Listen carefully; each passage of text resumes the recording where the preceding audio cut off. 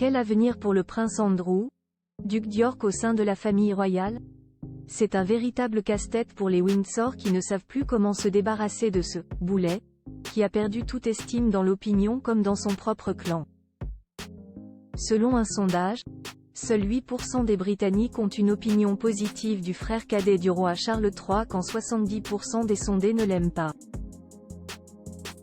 Assurément, il n'a plus aucune chance de revenir à la vie publique car personne ne peut imaginer que l'opinion publique change radicalement à son égard. Publicité. La publication aux États-Unis de la dernière salve de documents décelés du pédophile Jeffrey Epstein ne peut pas arranger son cas. Dans ces papiers, se trouve le témoignage de Virginia Giuffre qui affirmait qu'Epstein lui avait payé 15 000 $ pour avoir des relations sexuelles avec le prince Andrew lorsqu'elle avait 17 ans. Elle a fait ces allégations en 2016, interrogée sous serment à l'âge de 40 ans. J'ai reçu 15 000 $. Je ne connais pas l'équivalent en livres sterling, a-t-elle déclaré. Le prince Andrew a toujours nié les allégations de Madame Giuffre, avec qui en 2022, sans admettre sa responsabilité, il a conclu un règlement pour éviter un procès pour agression sexuelle qu'elle voulait lui intenter, en payant l'équivalent de 12 millions €. Interrogé par les médias britanniques, le célèbre avocat new-yorkais d'Epstein a déclaré que la décision d'Andrew de régler cette affaire à l'amiable était une « terrible erreur » et qu'il « aurait gagné » si l'affaire avait été portée devant les tribunaux. Je pense qu'il a commis une terrible erreur. Je soupçonne que sa mère, la reine, a fait pression sur lui pour commettre cette erreur. S'il avait combattu dans cette affaire, je pense qu'il aurait gagné. Je crois que l'affaire aurait été rejetée pour divers motifs, mais il ne voulait pas faire une déposition, ou peut-être son entourage ne voulait pas qu'il le fasse. Tous ont préféré régler l'affaire par une transaction financière. L'avocat, interrogé à la radio, enfonce le clou. Souvent, vous réglez des affaires, non pas parce que vous êtes coupable de ce qui vous est reproché, mais parce que vous ne voulez pas admettre d'autre chose que vous avez faite. Je suis désolé pour le prince Andrew pour cette raison, en supposant que tout ce qu'il dise à son sujet soit correct, mais la femme qui l'a accusé avait dépassé l'âge du consentement, c'est-à-dire les 17 ans requis à New York. Elle s'en est apparemment vantée auprès de ses amis, et elle a collecté des millions et des millions de dollars pour ça. Oui, je suis désolé pour lui. Le prince Andrew aurait dû combattre pour laver son honneur selon Dershowitz. Le prince Andrew aurait dû combattre pour laver son honneur et sauver sa place.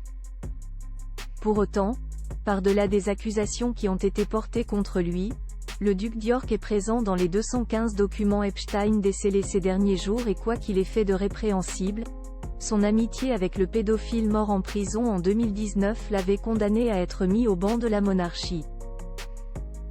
Privé du prédicat d'Altesse royale, privé de ses titres militaires, chassé des membres actifs de la monarchie, le duc d'York n'a guère d'alliés au sein de la famille royale depuis la mort de sa mère, la reine Elisabeth, qui avait un faible pour lui.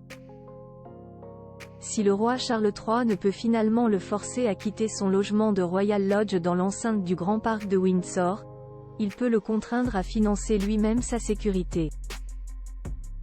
Ainsi, pour éviter d'être contraint de quitter la propriété qu'il occupe avec son ex-épouse Sarah Ferguson, le prince Andrew devra réunir la petite fortune nécessaire pour assurer la sécurité et l'entretien.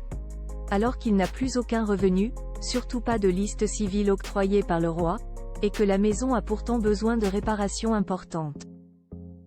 Dans le même temps, Sir Keir Starmer, le leader travailliste, en passe de remporter les prochaines élections législatives, a soutenu les appels lancés par Scotland Yard pour ouvrir une enquête sur les allégations concernant le duc formulées dans des documents judiciaires américains récemment publiés. Je pense que partout où une plainte est déposée, il est inévitable qu'elle soit examinée, a martelé Sir Keir. Je veux dire, nous devons commencer par les victimes ici et examiner quelles allégations ont été faites. J'ai vu les gros titres à ce sujet, pas les détails. Mais franchement, peu importe de qui il s'agit, là où il y a des allégations crédibles, alors bien sûr, elles devraient être examinées. L'affaire est aussi politique partout, la parole des femmes doit être entendue. Il se trouve que Sir Keir Starmer a été directeur des poursuites pénales de 2008 à 2013, période pendant laquelle Madame Giffre a publié une photo représentant le duc d'York avec son bras autour de sa taille et a donné une interview dans un journal décrivant comment elle avait été victime de trafic sexuel et a affirmé avoir été présentée pour la première fois au prince. L'affaire devient politique car un ministre du gouvernement s'interroge sur l'inaction à l'époque de Keir Starmer lorsqu'il était directeur des poursuites pénales. Pour l'heure, aucune enquête n'a été ouverte à Londres. Mais la publication cette semaine des documents a ravivé les questions sur le statut royal du duc d'York.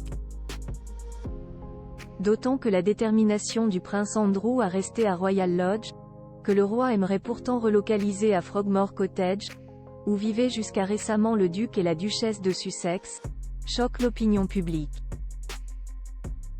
Certes, le bail du duc d'York lui donne le droit de vivre dans la propriété jusqu'en 2078, mais le contrat comprend une clause selon laquelle il doit la maintenir à un niveau approprié. Une source a déclaré qu'il ne serait pas expulsé, tant qu'il pourra remplir ses obligations contractuelles. En d'autres termes, s'il ne paye pas pour l'entretien et la sécurité, il sera définitivement prié de quitter les lieux. Ce qui achèvera sa descente en enfer.